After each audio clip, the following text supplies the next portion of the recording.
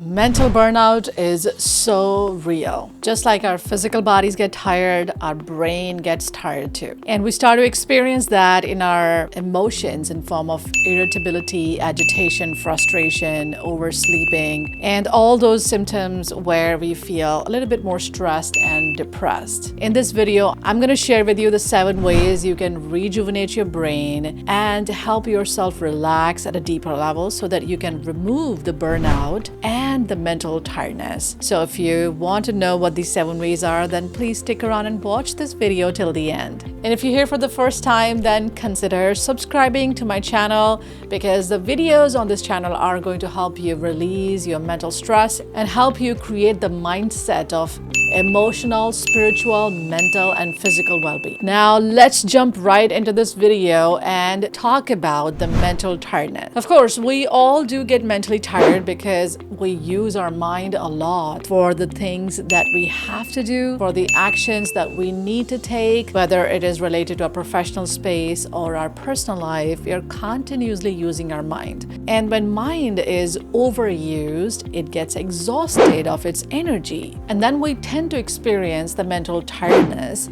It is simply like if you overuse your physical muscles, you start to feel the pain. In the similar way, when you use your mind without recharging it within a specific timeline, we start to experience a lot of mental tiredness. And as I said before, it is shown in your body in many ways, starting from just experiencing anxiety, stress, to a lot of physical ailments. So this is a serious subject and you must pay attention to this. And the tips that I'm going to share with you are very practical. I use them in my daily life every day because I also tend to overwork. I use a lot of my mental energy, a lot of my physical energy to create content, to coach my clients, to network, to speak to so many people.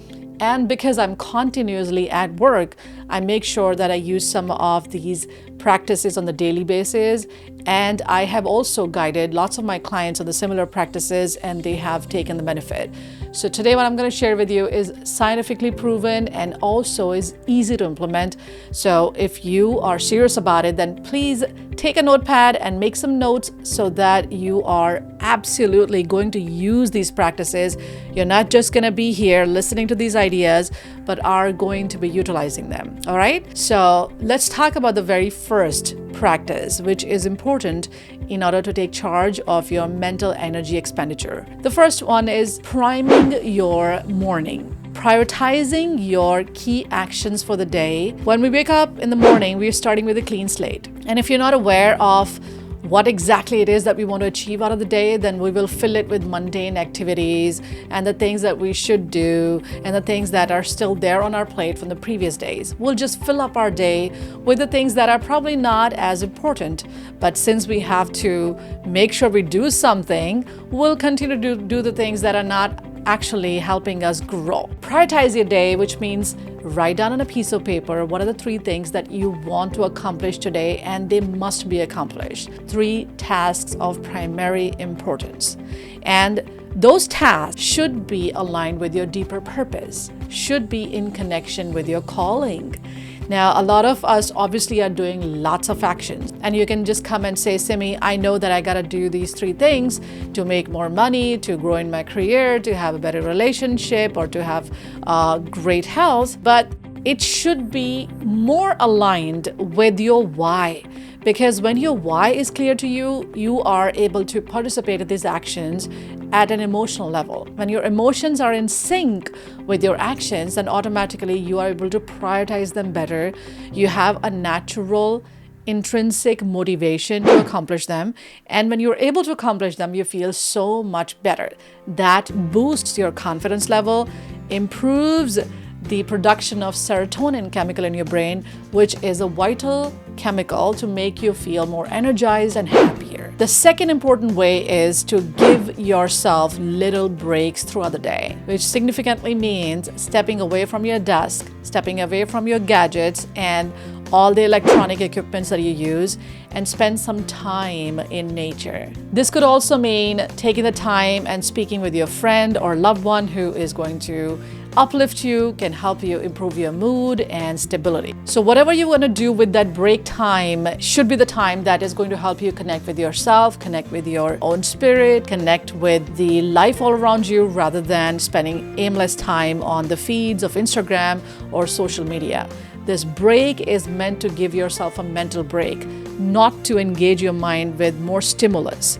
The more you're going to give yourself restful space, the more energy your mind produces to continue on the activities that are going to obviously help you grow and also enjoy your life to the fullest. The third vital component of removing the burnout and having more mental energy is your energy ecosystem. Your energy ecosystem comprises of different types of energies, such as your physical, your cognitive, your social, your emotional, and your spiritual.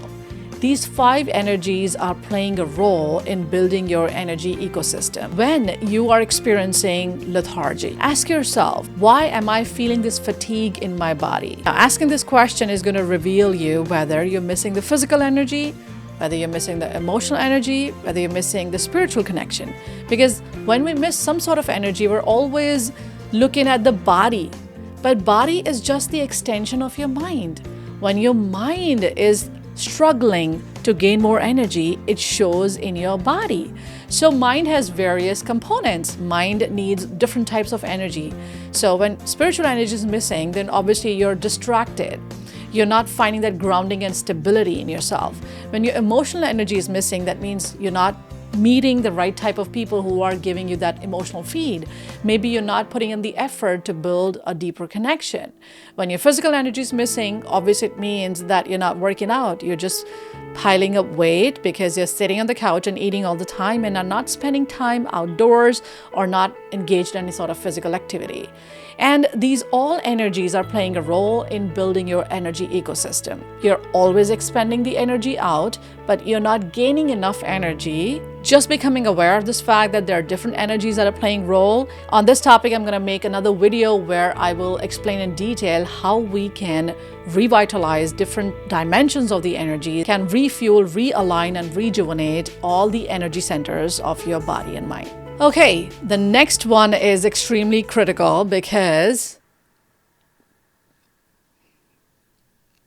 it's about hydration. Oh my God, this is the simplest way you can give a boost to your brain. Your body is 70% of water, and hence you need to give your body at least 8 to 10 glasses of hydration so that at the cellular level, your body can be revitalized with the necessary nutrients and especially the oxygen.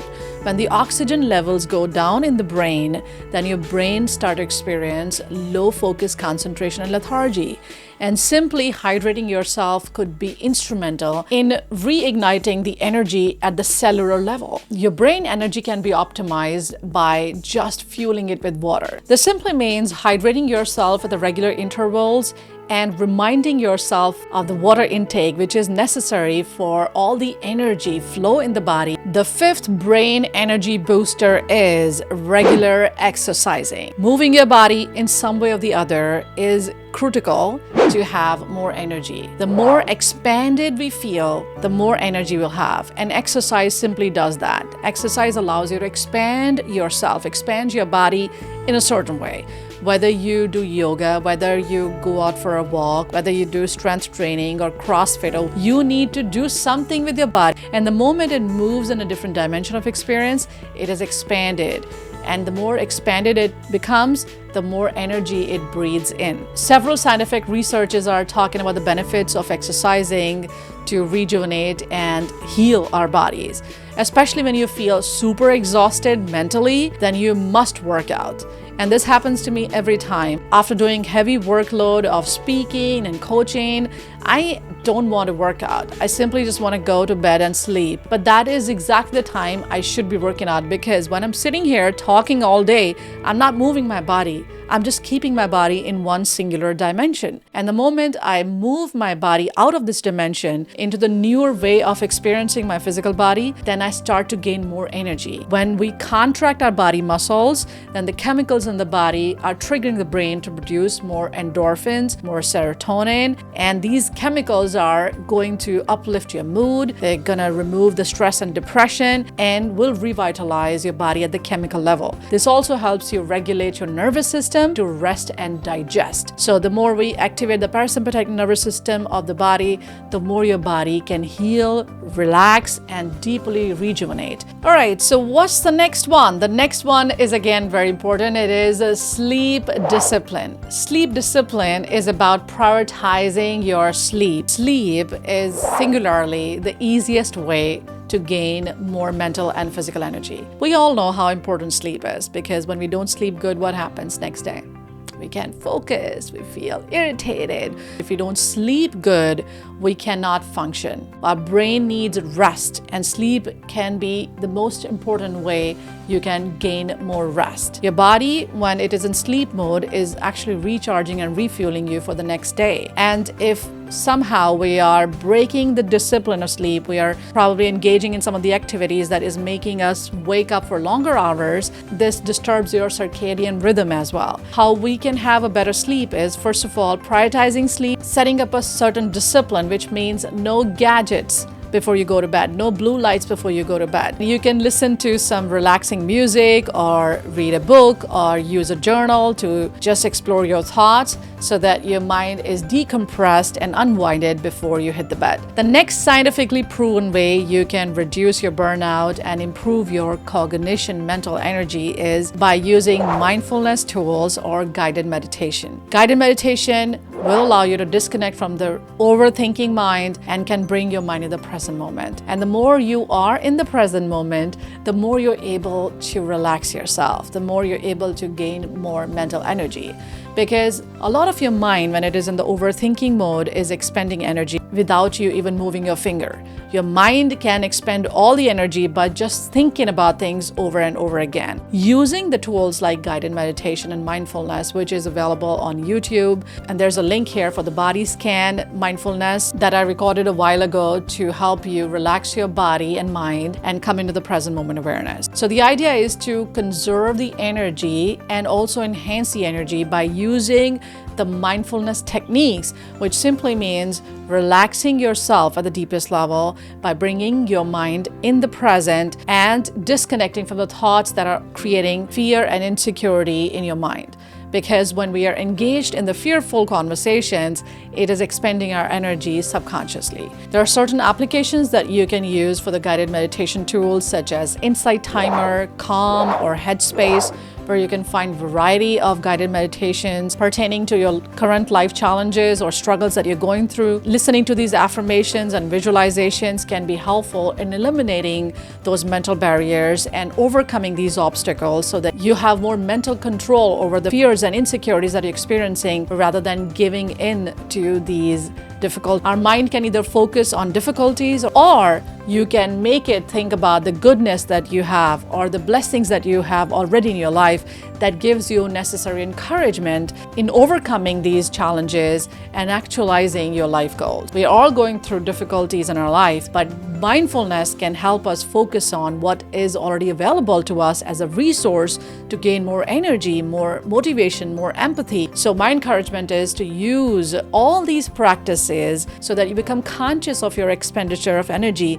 and just have very simple strategies that can improve the way your brain functions, the way you allow the more energy to come in your mind and body, helping your brain to concentrate and focus on the things that matters to you the most. Mental burnout and stress is very real, and we definitely can overcome them by using all these strategies that I discussed in this video. Let me know in the comment section if you are using some of these practices today and which ones are you going to start to imbibe in your daily routine. I hope this video was useful. If it was, please like and share this video with other people as well, because when we share great ideas, it definitely not only allow us to commit to them, but also help other people attain these great strategies that they can implement in their life as well. Thank you so much for watching this video. I will see you in the next one now.